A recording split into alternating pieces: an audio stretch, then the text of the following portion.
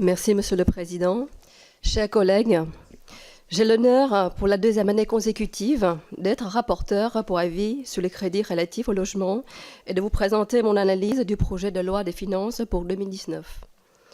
Après une année 2018 marquée par le lancement d'une modernisation sans précédent de la politique du logement en France, l'année 2019 s'annonce comme celle de la poursuite et de la mise en œuvre des transformations engagées.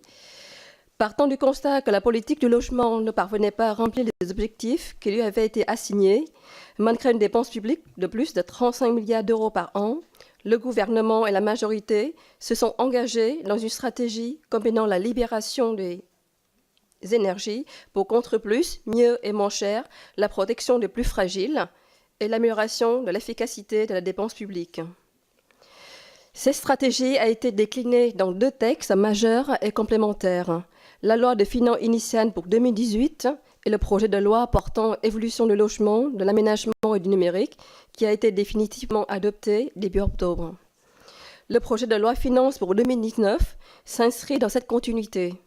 En 2019, comme en 2018, les programmes 109 et 135, consacrés au financement des aides personnelles au logement et aux différentes aides à la construction et à la rénovation, contribueront significativement à l'effort de réduction des dépenses publiques. Les crédits de paiement des programmes 109 et 135 sont respectivement en baisse de 8% et de 7% par rapport à 2018.